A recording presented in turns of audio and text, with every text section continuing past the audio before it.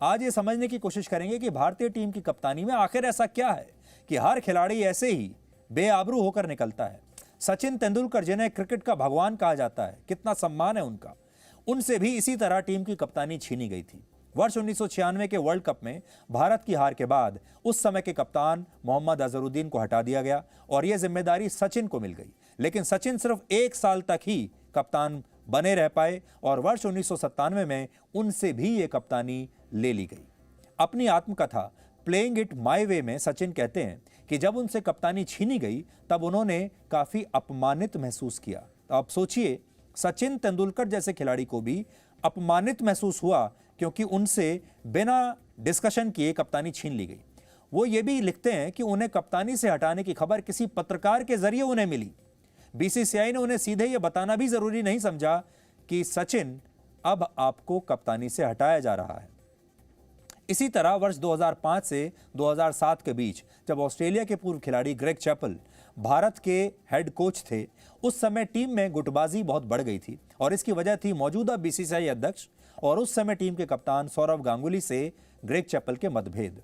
Chapel को coach बनाने की सिफारिश खुद सौरव गांगुली ने ही बीसीसीआई से की थी, लेकिन आरोप लगते हैं कि चैपल ने बाद में सौरव गांगुली का ही करियर समाप्त करने की कोशिश की। यानी जो खिलाड़ी यानी सौरव गांगुली चैपल को लेकर आया, उसने उसी कोच ने सौरव गांगुली की जड़ें काट दी। तो आपने सोचा होगा, ये राजनीति जो है अपनी पीक पर है। ऐसी राजनीति आप पॉलिटिकल पार्टीज में देखते होंगे, असली राजनीति में देखते होंगे, लेकिन क्रिकेट में भी वैसी ही राजनीति होती है। वर्ष 2005 में जब भारत की टीम जिम्बाब्वे के दौरे पर थी, तब यह दौरा काफी चर्चा में था। उस समय पहले टेस्ट मैच में सौरव गांगुली ने पूरे 2 साल के बाद शतक लगाया था। मैच के बाद उन्होंने एक प्रेस कॉन्फ्रेंस की जिसमें उन्होंने यह आरोप लगाया कि इस मैच से पहले चैपल उन्हें कप्तान और टीम से हटाने की कोशिश कर रहे थे। हालांकि इसके बाद चैपल ने बीसीसीआई को एक ईमेल लिखा और बाद में ये मेल लीक हो गया और इसमें उन्होंने लिखा था कि सौरव गांगुली बहुत आलसी खिलाड़ी हैं, वो प्रैक्टिस सेशन में आते नहीं हैं और टीम के भविष्य को लेकर उनका रवैया नकारात्मक है। चैपल ने एक तरह से गांगुली पर ही राजनीति करने के आरोप लगाए, यानी गांगुली को भी ऐसे ही बेआबरू होकर कप्तानी छोड़नी पड़ी।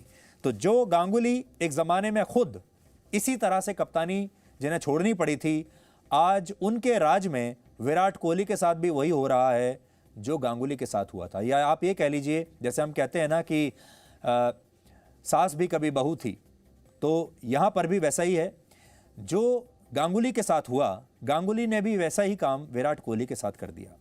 लेकिन यहां हम विराट कोहली को क्लीन चिट नहीं दे सकते। इसके बारे में आपको आगे बताएंगे कि काफ़ी हद तक विराट कोहली खुद इसके लिए जिम्मेदार हैं। कहा जाता है कि गांगुली और पूर्व कप्तान धोनी के बीच भी एक समय काफ़ी मतभेद थे। धोनी को कप्तानी मिलने के बाद टीम के 4 बड़े सीनियर खिलाड़ियों को हटाने की बात सामने आई थी। इन्हें उस जमाने में बिग 4 कहा जाता था और ये खिलाड़ी थे सचिन, राहुल द्रविड़, सौरव गांगुली और वीवीएस लक्ष्मण। 2008 में जब गांगुली ने अंतर्राष्ट्रीय क्रिकेट से संन्यास लिया, तब उन्होंने एक इंटरव्यू में धोनी पर कटाक्ष किया था। उन्होंने कहा था कि जो खिलाड़ी रन बनाते हैं उन्हें तो बीसीसीआई महत्व नहीं देता, लेकिन जो खिलाड़ी सिर्फ अपने हेयर स्टाइल को बदलते रहते हैं उन्हें बार बार मौके दिए जाते हैं। हेयर स्टाइल से उनका मतलब धोनी से था, क्योंकि तब धोनी के हेयर स्टाइल की काफ़ी चर्चा होती थी और वो हर टूर्नामेंट में अपना हेयर स्टाइल बदलते थे। इसी तरह की राजनीति और विवाद 2009 में भी देखने को मिला, जब धोनी पर यह आरोप लगे कि वो फील्डिंग में तेज नहीं होने की वजह से सहवाग को टीम से निकालना चाहते हैं। और कहा जाता है कि इसके बाद टीम में गुटबाजी बढ़ गई थी और मीडिया के सवालों से परेशान होकर धोनी ने 5 जून 2009 को ब्रिटेन में एक प्रेस कॉन्फ्रेंस की जिसमें वो टीम के सारे खिलाड़ियों को अपने साथ लेकर पहुंच गए थे। वो ये दिखाना चाहते थे कि टीम में कोई झगड़ा नहीं है, कोई मतभेद नहीं है और सब उनके साथ हैं। जबकि बाद में ऐसी खबरें आईं कि गौतम गंभीर और सहवाग उनकी कार्यशैली से नाराज थे। भारतीय क्रिकेट टीम में इतिहास के 2 महान खिलाड़ियों सुनील गावस्कर और कपिल देव के बीच भी इसी तरह की राजनीति पहले देखी जा चुकी है। 84-85 के दौरान दिल्ली में खेले गए एक टेस्ट मैच में जब भारत इंग्लैंड से हार गया, तब गावस्कर ने इसके लिए कपिल देव को जिम्मेदार बताया और कहा कि भारत ये मैच कपिल देव द्वारा खेले गए एक गैर जिम्मेदाराना शॉट से हारा, जिस पर वो आउट हो गए। गावस्कर के इस बयान के बाद ही कलकत्ता के टेस्ट मैच से कपिल देव को बाहर कर दिया गया और हैरानी की बात यह कि इस टेस्ट मैच में दर्शकों ने नो कपिल नो टेस्ट के नारे लगाए और गावस्कर पर अंडे और सड़े हुए टमाटर फेंके गए। और इसी के बाद सुनील गावस्कर ने कभी भी कलकत्ता के ईडन गार्डन स्टेडियम में खेलने की कसम खाई और इस कसम को उन्होंने निभाया भी। 1986 में जब यहाँ भारत एक और मैच खेला तब उन्होंने यहाँ खेलने से मना कर दिया था। जैसे क्रिकेट के मैदान में 2 टीमें होती हैं, ठीक उसी तरह इस खबर के बाद हमारा देश भी 2 टीमों में बंट गया है। मोदी और अमित शाह का विरोध करने वाले लोग विराट कोहली का साथ दे रहे हैं, जबकि उनके समर्थक बीसीसीआई का साथ दे रहे हैं। और यह बंटवारा इसलिए हुआ क्योंकि बीसीसीआई के सचिव अमित शाह के बेटे जय शाह हैं और सौरव गांगुली को जय शाह का बहुत करीबी माना जाता है। क्रिकेट की इस राजनीति पर राजनीति के क्षेत्र से क्या प्रतिक्रिया आई है, आज ये भी सुनिए। देखिए, खेल बड़ा है और खेल से बड़ा कोई भी नहीं होता है। किस खेल में, किस गेम में, किस खिलाड़ी के बीच में क्या चल रहा है, मुझे इसकी जानकारी मैं नहीं दे सकता। संबंधित एसोसिएशन फेडरेशंस का ये काम है और मुझे लगता है वही जानकारी दें तो उचित रहेगा। बहुत बड़ा झटका है। इनफैक्ट जिस तरीके से उन्होंने इंग्लैंड में बल्लेबाजी करी है तो वो ज़रूर चाहते हैं कि वो साउथ अफ्रीका जाते हैं, क्योंकि उस स्टेज में अपने करियर के हैं। वो कोई भी टेस्ट क्रिकेट मिस करना चाहेंगे नहीं, क्योंकि एक महान खिलाड़ी तभी आप बनते हो जब आप टेस्ट क्रिकेट में अच्छा करते हो और फ़र्क पड़ेगा, किसी भी फॉर्मेट में फ़र्क पड़ेगा। अब आप ये समझिए कि विराट कोहली भी कोई दूध के धोले नहीं है। विराट कोहली ने अपने ज़माने में बहुत राजनीति की है, अपने पसंदीदा खिलाड़ियों को बहुत आगे बढ़ाया है। बहुत सारे ऐसे प्रतिभाशाली खिलाड़ी हैं जिन्हें उन्होंने आगे नहीं बढ़ने दिया। और आपने देखा होगा विराट कोहली के समय में एक बहुत ख़ास बात देखने को मिलती थी, वो ये कि टीम में लगातार बदलाव होते थे। टीम में कोई स्थिरता दिखती नहीं थी, कोई स्टेबिलिटी नहीं थी। खिलाड़ी आते थे और जाते थे और कुछ समझ में नहीं आता था कि कौन खेलेगा कौन नहीं खेलेगा। उदाहरण के तौर पर जब इस बार हम T20 का वर्ल्ड कप खेलने के लिए गए तो शिखर धवन को हटा दिया गया, जबकि शिखर धवन एक बहुत शानदार खिलाड़ी हैं, उसकी भी बड़ी आलोचना हुई थी। और विराट कोहली के समय में कौन खिलाड़ी खेल रहा है और कौन बाहर बैठा है, इसके पीछे कोई लॉजिक नहीं होता था, सिर्फ पसंद और नापसंद।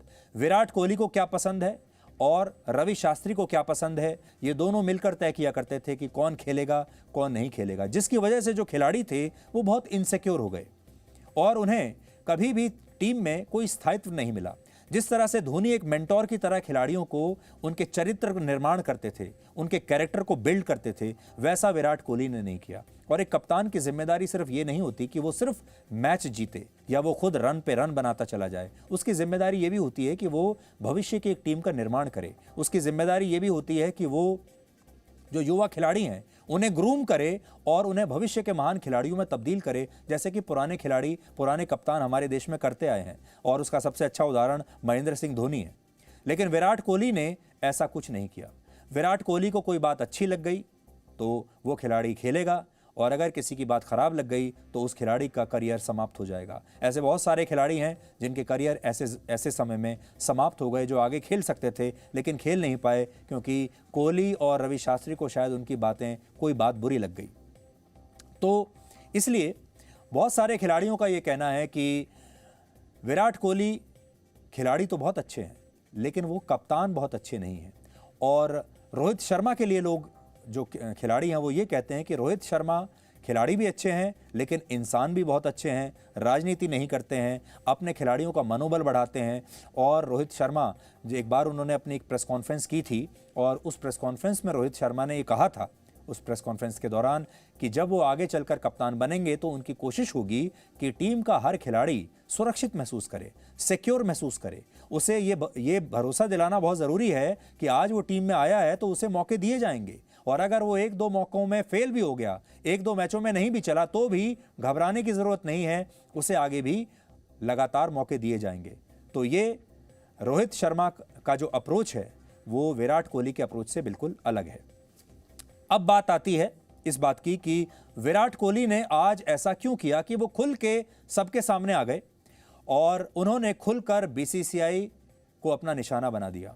इसके पीछे एक सोच ये हो सकती है कि अब विराट कोहली या तो बहुत परेशान हो चुके हैं, उन्हें बीसीसीआई से जो अपमान मिला है वो उन्हें अच्छा नहीं लगा। उन्हें करीब से जानने वाले लोग ये कहते हैं कि विराट कोहली के अंदर ईगो बहुत है, वो अपना अपमान किसी भी तरह से सह नहीं सकते और अपने गुस्से पर काबू नहीं रख पाते। मैदान में भी आपने कई बार देखा होगा विराट कोहली अपना आपा खो देते हैं, गुस्सा उन्हें आ जाता है और इसीलिए विराट कोहली ने कोई समय बर्बाद नहीं किया रिएक्ट करने के लिए। इससे पहले के जो कप्तान होते थे, जब वो हटते थे तो वो ऐसा प्रेस कॉन्फ्रेंस करके कभी रिएक्ट नहीं करते थे। इसलिए ये नई बात है कि विराट कोहली ने खुलकर बीसीसीआई के खिलाफ एक मोर्चा खोल दिया है।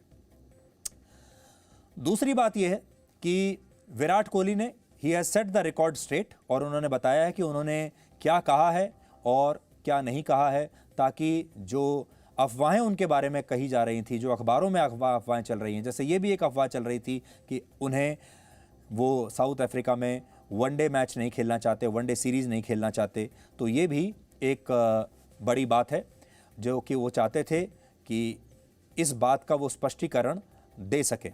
तो आज दिन भर विराट कोहली के इस बयान की चर्चा हो रही है, और अब ये जो राजनीति है बीसीसीआई की, ये और आगे बढ़ेगी।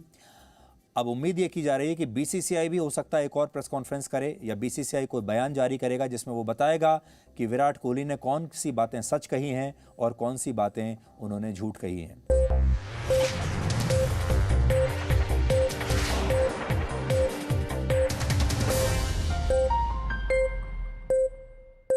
Presenting B News app, available on Google Play and App Store. Download it now.